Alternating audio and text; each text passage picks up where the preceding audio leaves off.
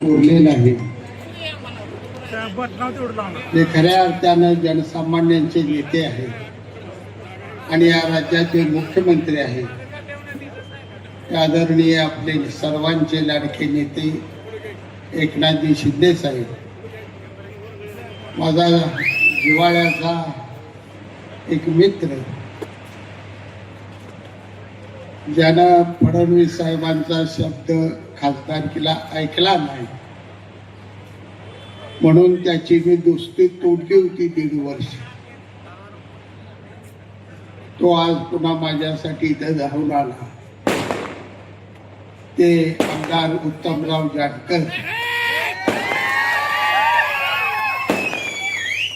आपल्या सर्वांचे लाडके नेते आदरणीय आनंदाभाऊ माने, व्यासपीठावरील सर्व नेते मंडळी, गुंडाला फटाकड्या बंद करायला चुकीचं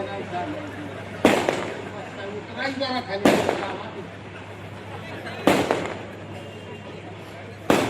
व्यासपीठावरील सर्व सन्मानित नेते मंडळी, तालुका अध्यक्ष गुंडा खटकाळे, दादासाहेब वाघमोडे, सागर पाटील, दिग्विजय पाटील, सर्व इतर नेते. आज मित्रांनो, ही लढाई खऱ्या अर्थानं आहे ती सांगोला नगरपालिकेची निवडणूक. ही लढाई आहे, ही फटाकड्या भाषा,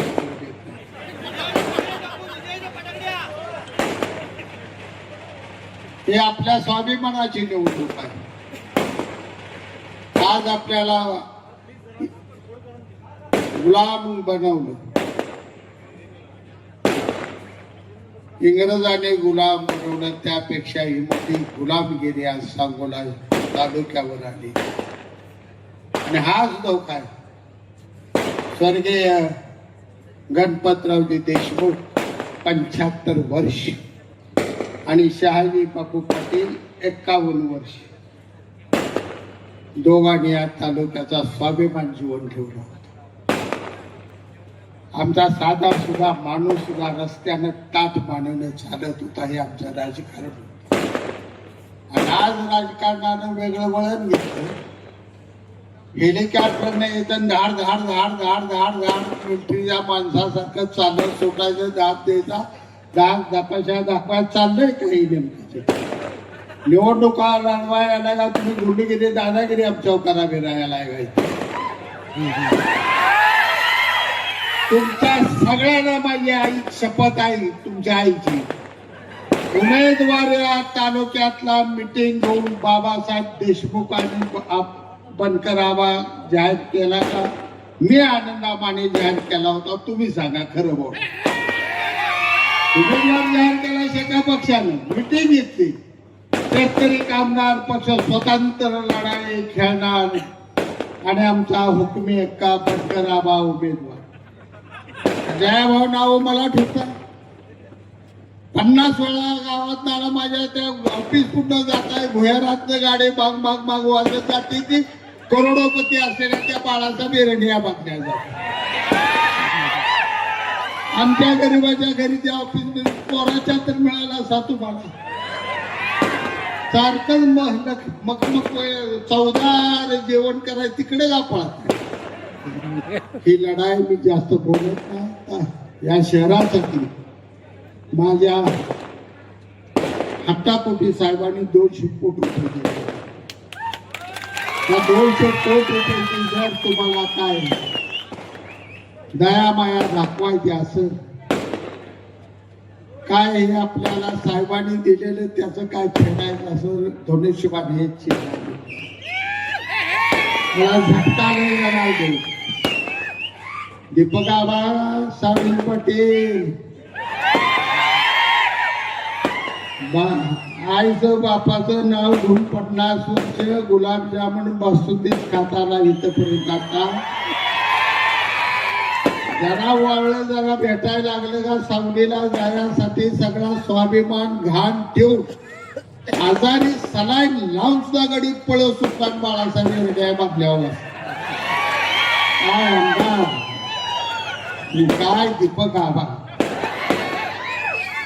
दुसऱ्या बाजूला ज्यांना निवडून दिलं जयकुमार गोरे, मला माहित होतं तुम्ही आता बिता उघडे पडलं म्हणाल, इतका बारका शाही बापू नाही.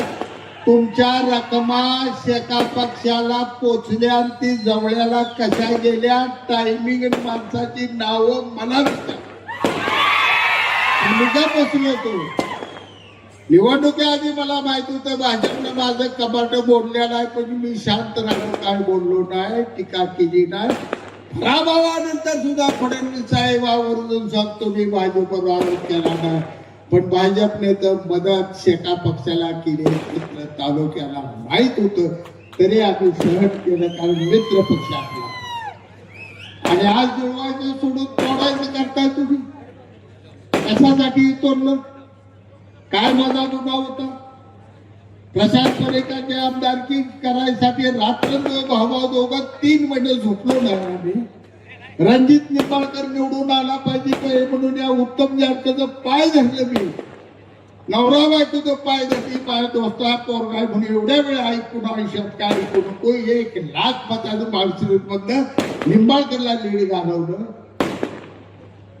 ह्यांचा शब्द काल बोलला, नागपूरला घेऊन गेलो, यांनी फडणवीस साहेबांचं ऐकलं नाही. 1.5 वर्ष त्या बाजल्यात मी चहा सुद्धा प्यायला गेलो नाही.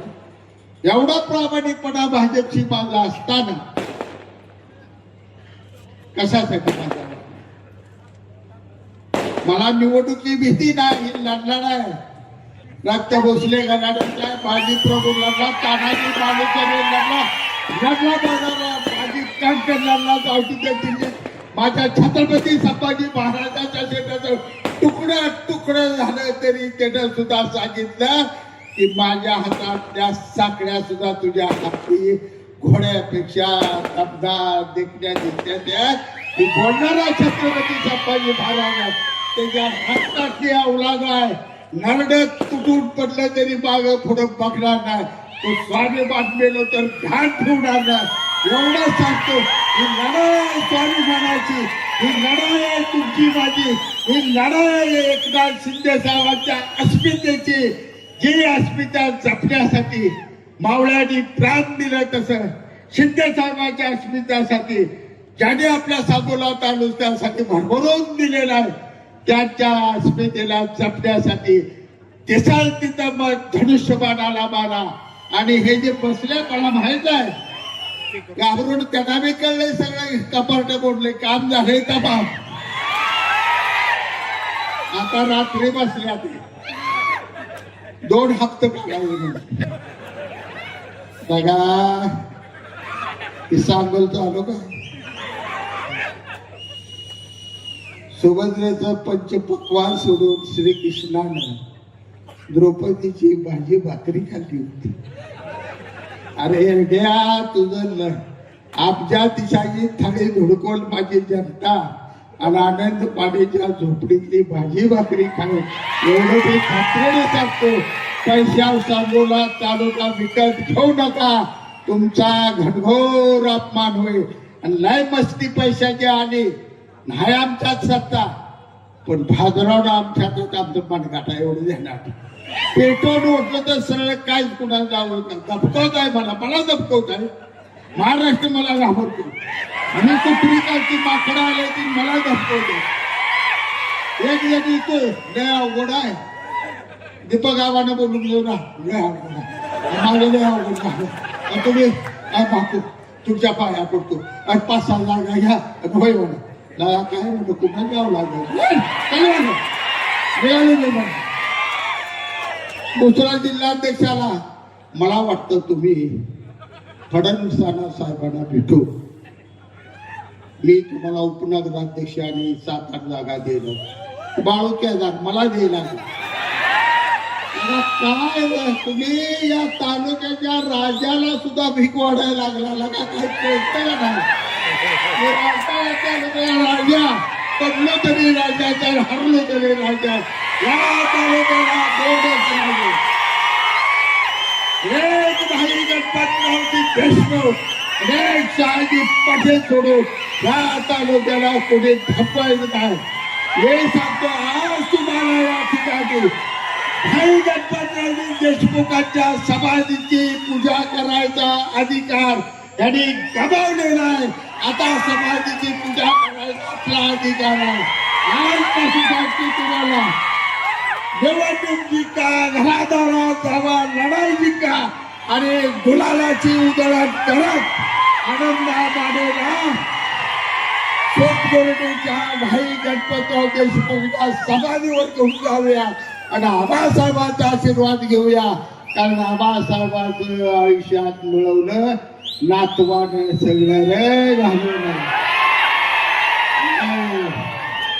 पोपटराव देशमुख कसला बाळ जन्माला आणला, कुठला पाळणा व्हायला होता ह्याच्या पाळणा. जास्त बोलत नाही, वेळ कमी आहे. पुन्हा कळकळीत मैदान शेवटचं आहे.